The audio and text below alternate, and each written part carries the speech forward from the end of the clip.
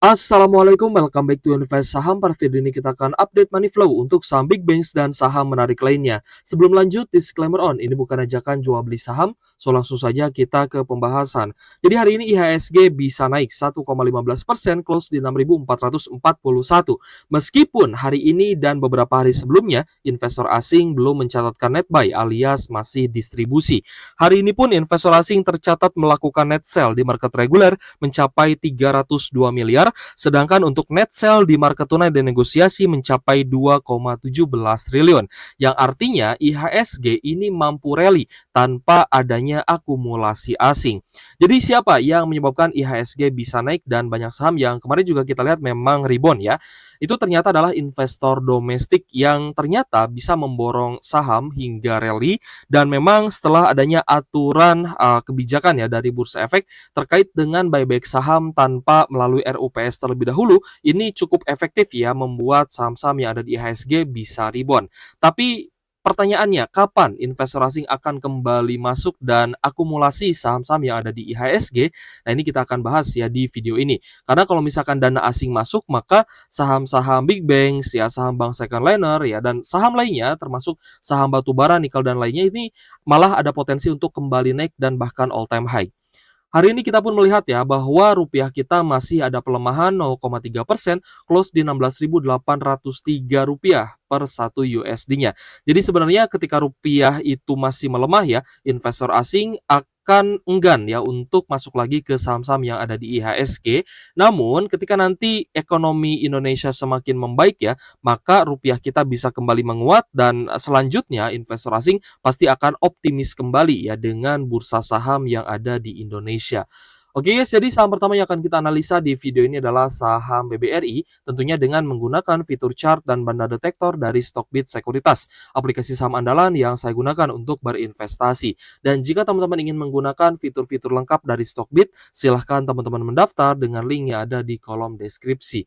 Nah, kita lihat hari ini untuk saham BBRI cukup sideways ya, setelah kemarin naik 1,6%, hari ini ternyata masih close di harga yang sama di 3.690, meskipun sempat naik ya ke area high kali ini di 3.780-an. Jadi hari ini kita lihat di 15 April ternyata ada distribusi ya yang cukup besar, terutama dari ZP ya. Di sini distribusi 260 miliar, sehingga hari ini BBRI net sell asing ya overall itu 41,5 miliar. Tapi kita lihat masih ada YUBKCP yang melakukan akumulasi itu dari investor asing ya. Kita coba rubah ke foreign. Nah, di sini kita lihat ada YUBKCCRX, AKTPAI yang akumulasi ya untuk BBRI, dan BK atau JP Morgan sejauh ini masih konsisten ya dengan pernyataannya ya bahwa BBRI ini saham yang menarik dan akan diakumulasi, dan kita pun melihat bahwa BK ini terus melakukan akumulasi meskipun ya secara overall ini transaksi asingnya ada net sell yang 41,5 miliar hari ini. Jadi untuk saham BBRI kemungkinan akan cukup sideways ya teman-teman, yang mungkin ya sudah buy on weakness di harga bawah, yang mungkin juga sudah take profit hari ini ataupun kemarin. Teman-teman nanti tinggal incar lagi ya di sekitar 3.400 sampai 3.500-an untuk kembali entry di saham BBRI. Tapi kita memang bisa ya mencari cuan ya setidaknya sampai di bulan atau di pertengahan Mei ini. Di pertengahan Mei depan ya, karena di bulan April ini kan ini masih pertengahan bulan. Jadi masih ada ya sekitar 30 harian lagi lah ya untuk kita melihat dan kita mencari cuan ya dari saham-saham yang rebound. Nah, tapi ketika sell in Mei nanti terjadi ya, biasanya di pertengahan Mei itu akan ada sell in May and go away, dan biasanya investor asing akan kembali net sell ya atau melakukan distribusi. Nah, sebenarnya ketika saham turun ini menjadi peluang yang bagus ya untuk kita bisa beli lagi di harga bawah. Jadi teman-teman fokusnya ya ketika marketnya sedang turun seperti ini atau masih berada di area bawah, teman-teman incar saham-saham yang memang masih murah, incar saham-saham yang masih di bawah gitu ya harganya, dan ketika nanti naik teman-teman segera take profit gitu ya, kecuali nanti memang ada sentimen global yang secara sentimental itu memang positif ya untuk market saham, misalkan pemangkasan suku bunga US, lalu juga pemangkasan suku bunga Indonesia, ataupun kalau di Indonesia sendiri misalkan adanya penguatan rupiah, ya perbaikan ekonomi dan lainnya. Nah, maka jika sudah ada sentimen yang lebih positif lagi, teman-teman bahkan nanti bisa buy on breakout gitu ya. Beli di harga yang sedikit lebih tinggi, tapi cukup aman karena teman-teman ketika beli saham-saham yang rebound pasti akan langsung cuan. Seperti itu, guys. Jadi strateginya harus kita bahas terus ya ke teman-teman agar teman-teman juga bisa evaluasi gitu ya. Nanti dievaluasi nih apakah memang saham ini akan kembali sideways ya, sehingga mungkin peluang take profit untuk saham Big Banks hanya sekitar 5-7%, tapi gak masalah ya, meskipun teman-teman mungkin dapatnya hanya 7-10% gak masalah. 10% itu sudah sedikit lebih tinggi dibandingkan dengan dividen yield yang ditawarkan, seperti itu. Next, kita bahas saham BBNI ya. Untuk Bank BNI hari ini malah ada koreksi 5,9% karena ex-date dividend ya. Jadi ex-date dividend BBNI ternyata tidak sedalam dividen yield ketika di harga bawah ya. Karena lagi-lagi dividen trap itu hitungannya bukan dari harga average kalian. Dividen trap itu hitungannya dari harga come date dividend. Kalau misalkan come date dividennya dia itu ya yieldnya ya, dividen yieldnya dari harga come date itu ya sekitar 5-6%, ya turunnya pun akan sekitar 5-6%. Ini terjadi di BBNI ya yang hari ini turun 5,9%. Close di Rp4.280 per saham, kita berharap masih akan ada koreksi ya untuk BBNI sehingga kita bisa beli lagi BBNI di harga bawahnya. Tentu saja teman-teman investor yang juga masih floating loss, masih ingin ya BBNI-nya di harga bawah agar bisa tambah muatan terlebih dahulu sebelum nanti bisa kembali rebound. Untuk BBNI ada potensi turun ya karena memang sudah overbought ya atau jenuh beli dan memang hari ini ex-date dividend. Kita lihat BBNI hari ini ada distribusi yang cukup besar ya, terutama dari mayoritas asing, ada YU, BK, MGRX dan lainnya. Di sini net sell asing tercatat 219,7 miliar dan menjadi saham yang paling banyak dijual asing. Untuk Bank Mandiri, hari ini ada koreksi 0,8%, close di Rp4.710 per saham. Nah, untuk Bank Mandiri, kalau misalkan turun di bawah 4.500 menjadi peluang yang sangat bagus ya untuk teman-teman bisa averaging down. Bank Mandiri hari ini kita lihat ada sedikit distribusi ya dari top 5, namun secara average atau rata-rata cukup netral. Meskipun asingnya net sell, ada BK dan AK di sini yang menjadi top seller ya, dengan net sell asing 68,4 miliar, tapi domestiknya akumulasi, yaitu ada DX ya, akumulasi 132,8 miliaran. Nah, untuk Bank Mandiri akan cukup sideways ya. Jadi kalau misalkan sideways-nya tipis-tipis, sebenarnya akan sulit ya untuk menentukan titik entry ya. Lebih baik ibaratnya turun sekalian ke zona support tapi nanti mantul lagi sehingga kita bisa ambil di harga supportnya.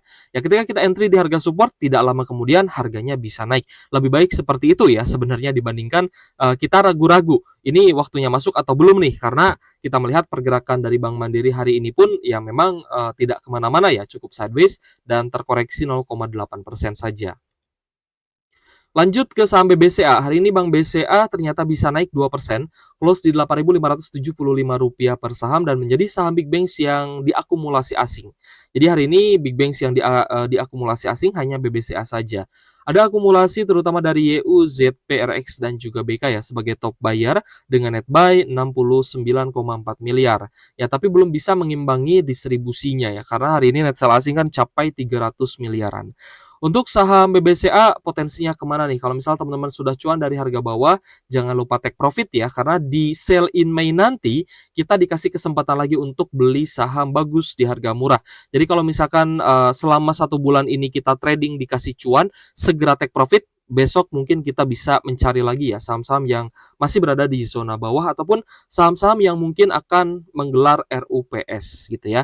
Karena gini ya, sebenarnya menjelang RUPS itu akan banyak sekali prediksi dividen, akan banyak sekali analisa ya terkait dengan potensi dividen. Nah, itu juga sebenarnya bisa teman-teman manfaatkan ya untuk bisa ya setidaknya cuan jangka pendek gitu ya. Jadi karena memang kondisi marketnya sedang belum stabil banget gitu ya. Jadi ya kita berapapun cuan yang diberikan oleh market ya pasti akan kita ambil ya. Tapi kalau misal masih bisa di hold dan potensi sahamnya bagus ya mungkin kita akan lanjut hold. Kita akan bahas juga saham Adro guys. Untuk Adaro Energy hari ini ada kenaikan 1,9%, close di Rp1.800 per saham. Untuk Adro hari ini kita lihat ada sedikit akumulasi ya, terutama dari AK, KI dan juga YU dengan net buy asing 17,3 miliar ya. Sebenarnya saham Adro, AADI ya di beberapa hari sebelumnya itu juga sempat terlihat ya adanya akumulasi asing. Jadi kalau misalkan pun Adaronya naik ya karena akumulasi asing, maka ini menjadi peluang yang sangat bagus, baik untuk teman-teman yang mungkin averaging down saham, ataupun untuk teman-teman yang re-entry kembali, gitu ya. Karena kemarin sudah cuan luber nih dari saham Adro. Nah, waktu yang tepat untuk beli ya di harga bawah ini ya, di sekitar 1.600 sampai 1.800-an. Ini untuk Adro ya. Tapi kembali lagi ya, disclaimer on, semua keputusan investasi menjadi tanggung jawab pribadi masing-masing untuk kembali naik dan bahkan all time high ya guys ya. Belum ada kepastian dan manajemen pun memang sudah melakukan buyback saham. Artinya sebenarnya manajemen ini sudah melakukan apa yang mereka bisa lakukan, yaitu melakukan buyback saham. Entah itu untuk Adro dan juga untuk AAD-nya. Jadi ya, kalau misalkan memang manajemen ini, kembali melakukan buyback ya, berarti kan indikasinya ya manajemen Adro masih yakin bahwa perusahaannya ke depannya akan terus berjalan ya dan, secara bisnis masih baik-baik saja. Teman-teman pun harus punya conviction yang sama, ya kalau misalkan memang mau invest jangka panjang. Jadi memang dari sisi harga acuan batu bara pun ya, kita belum melihat adanya kenaikan yang signifikan, kecuali di akhir Maret lalu ya, mencapai 103 USD per ton, tapi ternyata kembali turun ya, bahkan kemarin sempat ke area lower low di 95 ya, 95 USD per ton. Jadi untuk harga batu bara coal ice Newcastle ya, harga acuan batu bara pun memang masih belum bisa naik ya.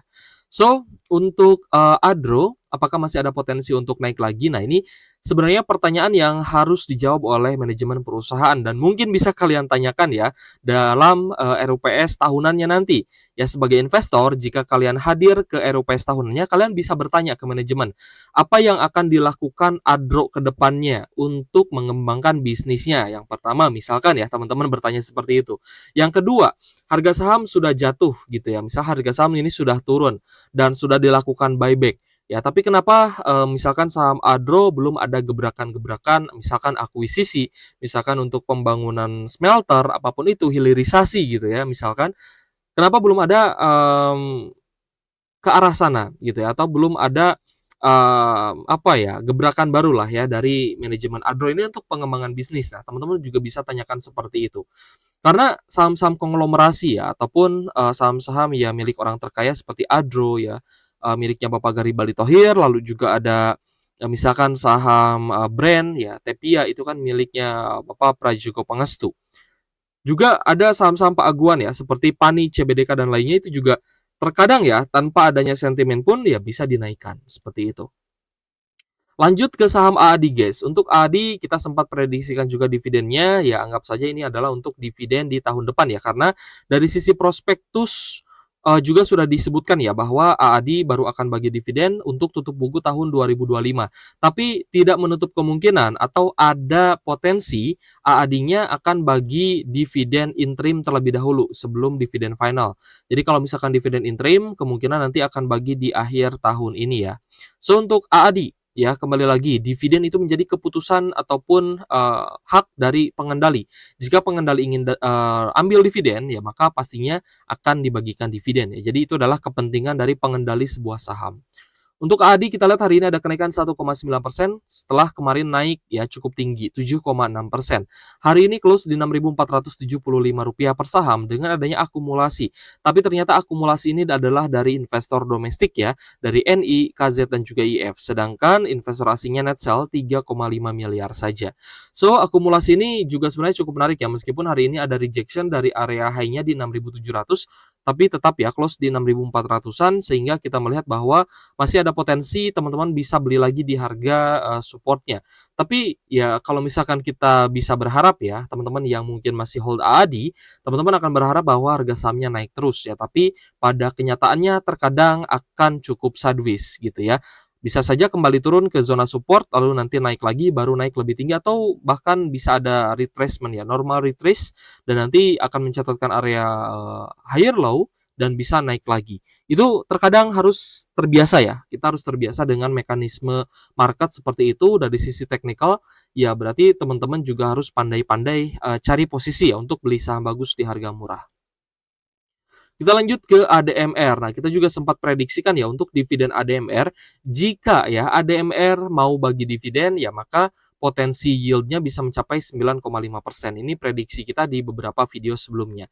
Nah, untuk ADMR hari ini ada kenaikan tipis 0,5%, close di Rp885 per saham. Jika kita lihat ya, ADMR dari harga bawahnya ya, ini sudah naik 11,4%. Jadi lumayan lah ya teman-teman, sudah dapat sekitar 10%-an, ya diambil saja dulu. Nanti kalau misalkan pun ternyata turun lagi, teman-teman bisa incar lagi di sekitar 700 sampai di 790-an. Untuk ADMR hari ini cukup netral, ya ada akumulasi dari KI dan YU, sedangkan XA dan PD terpantau distribusi. Asing juga ada net sell ya, 995 jutaan saja. Jadi untuk teman-teman yang ingin melihat ya ataupun mencari saham-saham yang akan bagi dividen, silahkan teman-teman akses ya kalender dividen yang ada di Stockbit Sekuritas. Tentunya teman-teman yang ingin menggunakan fitur-fitur lengkap dari Stockbit, silahkan ya teman-teman mendaftar dengan link yang ada di kolom deskripsi. Kita lihat di sini saham-saham yang akan bagi dividen ya. Contohnya ada BNGA dan juga Jati. Nah ini untuk kumdet dividennya di 23 April ya. Untuk saham BNGA, lalu ada BNII juga bagi dividen ya, tapi kecil ya sepertinya. Lalu kita lihat juga ada BBHI ya bagi dividen. BBHI itu kalau nggak salah Alobank ya. Nah ini ternyata perbankan ya, meskipun size-nya kecil tapi bisa bagi dividen. Selain dari saham perbankan juga kita lihat ada saham-saham yang cukup menarik ya yang akan bagi dividen, contohnya adalah ITMG bagi dividen Rp2.245 per saham. Lalu ada LPPF bagi dividen Rp300 per saham, JPFA di Rp70 per saham, dan Avia di Rp11 per saham. Ini kumdet dividennya untuk ITMG di 17 April, sedangkan LPPF, JPFA, Avia, lalu ada BBHI Obat ya, dan juga dan Obat ya, ini di 21 April untuk tanggal kumdet dividennya. Oke guys, kita akhiri ya pembahasan kita di video ini. Semoga bermanfaat untuk teman-teman. Thank you for watching. See you on the next video. Wassalamualaikum warahmatullahi wabarakatuh.